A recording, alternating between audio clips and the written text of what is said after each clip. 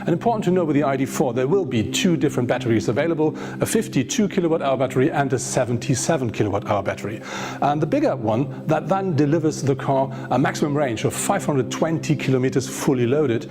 And when you want to recharge the car, that works easily. Of course, you can use the household socket, which takes ages. You can use a wall box, which goes a bit quicker, and you can use the quick charger. And the important thing here is the car offers a maximum charging power of 125 kilowatts with a big battery. If you use the smaller one, it's only 100. But nevertheless, that means that you can quickly recharge your big battery when needed, and that gives you about 320 extra kilometers in only 30 minutes. On the other hand, that battery has a weight of about 500 kilograms, which is quite a lot. But when you look here at the whole picture, this electric car only features a small engine at the front, and if you have the four-wheel version, a small engine at the rear, but nothing in between. And so you really save some weight, and overall, it's still very agile. The ID.4 will be available in 5 trim levels. In addition to the basic version Pure, there are Max and the current variant First to choose from. The basic price for the ID.4 Pure with a small battery, which will be available from 2021, should be less than 37,000 euros. The first version is available from around 49,000 euros and the fully equipped ID.4 First Max from around 59,000 euros in Germany. At first glance, a good offer. Knowing that Tesla Model Y is available from about 58,000 euros and the Mercedes EQC from about 69,000 euros, it even sounds better. But a real competitor could be the 4.60 m long Polestar 2, for which an entry-level version has also been announced at a price below 40,000 euros. And then there is the corporate brother Skoda Enyaq. It is a little larger than the ID.4 and will be offered from prices less than 34,000 euros. Talking about the boot of the ID.4, we really find SUV sizes, because that car features with the rear seats up 543 liters as a maximum, and that sounds a lot, but the Enyaq, by the way, offers about 40 liters more. But when you fold down the rear bench, you then find 1,575 liters, which is a really nice number. What I really like with the cars, you will not only find a second floor underneath here, you will also find an extra compartment down here, which is really nice to put things in the boot which will not roll around and which nobody else can see from the outside. Looking at the side of the ID.4, you instantly see these big wheels here, and this is because that car is featuring the maximum size 21-inch. Unfortunately, the car comes extended only with 18-inch alloys. Looking at the whole car, it is 4.58 meters in length, and that means it's about 7 centimeters shorter than the Skoda Enyaq, but it is 32 longer than the ID.3. The funny thing is the wheelbase is exactly the same as with the ID.3, which is 2.76 meters. The car is on top 1.61 meters in height, which is very similar to the Skoda. And when you look at these proportions, that really gives you the SUV look. And one thing where you can see that we talk about an SUV are the claddings here at the wheel arches. There's not so much extra ground clearance, but I think wheel arches and the proportions and shape of the car really tells you this is an electric SUV. And the eye-catcher at the tail of the car are for sure these tail lights, because they not only come in LED technology, they also are very three-dimensional, and they're covered with this glass surface here, and that really gives the car the absolutely unique look from the rear.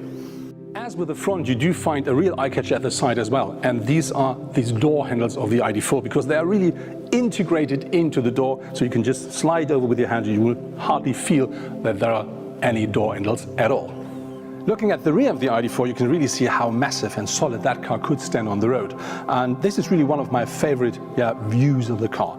And very important here, as you see, we talk about an SUV. So this is like a fake underride protection, and it's this typical cladding that you will find as so many other SUVs' tails. A very important thing with an electric car is, of course, aerodynamics. And so that car, when we talk about the design, is a mixture out of very floating surfaces and very sharp edges.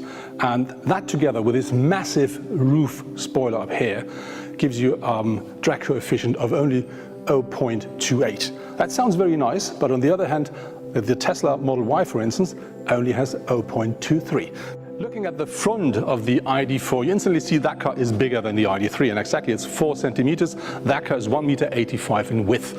And when you look at the color, this is a special color which is only available for the first edition, but at the end of the day there will be 7 different colors available for the ID.4. And when you look at the headlamps, the ID.4 always comes with LED headlamps, but this car is featuring the optional LED matrix light.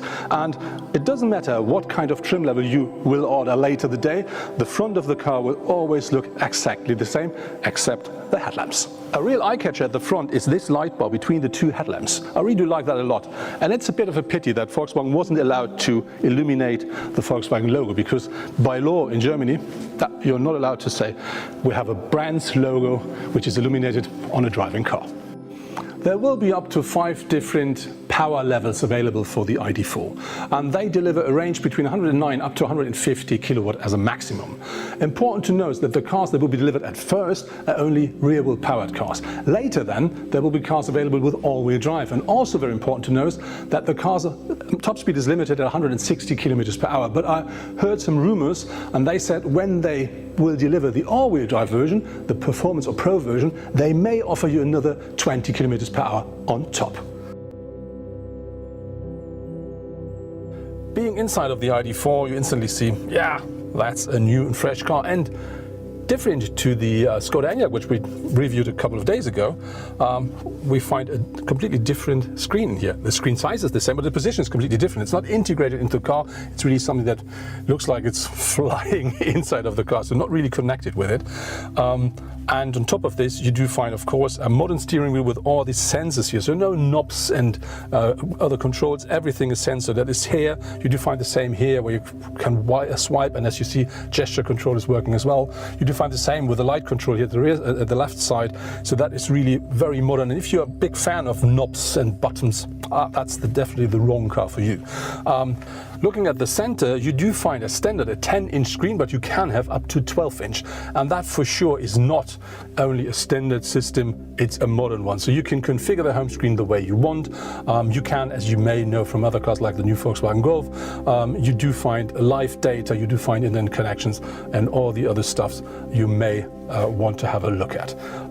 And the rest of the car really feels, yeah, very fresh, very modern, and you sit inside of the car because the car really is wrapped around you and gives you a very cozy, very nice feeling. And you do find modern materials, very nice craftsmanship. So I really have to say, I absolutely do like the interior. Regarding to the space here at the front seat, I don't know how it looks like, but it's very comfortable, even for a tall person like me with nearly 2 meters height. I really do sit very nicely in the car. How about behind me? We're going to find out now. So now I've jumped onto the rear bench, and yeah, I think I do pay a bit of the price because it was so comfortable at the front. I do find less space in here, but nevertheless, I'm nearly 2 meters tall and I do sit behind me. And as you can see, there is some space left in front of my knees, not so much, but unfortunately I do not have any space left for my foot because they will not work underneath the front seat. But as said, I'm 1.95 meters high. I'm quite a tall person and I do sit behind me in that car, and I really have to say yes, for a short trip that's absolutely fine. For a mid-trip, that'll be okay. And for a long trip, no, I would not say that is my first wish on the list. But on the other hand, normally I'm allowed to sit in the front row. Talking about the materials and the craftsmanship, I really have to say, yes, it is a Volkswagen, which means you do find very nice materials, very nice craftsmanship. You do find leather, you do find metal, you do find glossy stuff.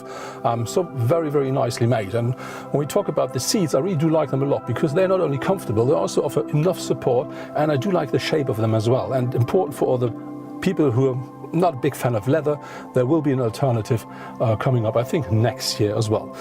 Talking about compartments, you do find quite a nice compartment in the door, a very nice compartment down here, and 2 cup holders over here, and of course the glove box.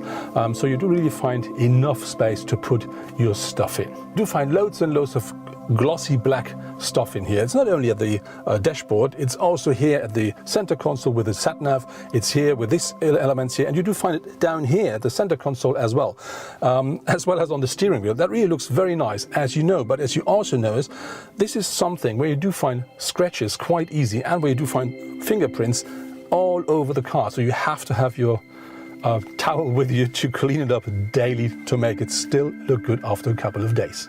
Also on board is the new voice control system, which gives you the opportunity just to talk to your car.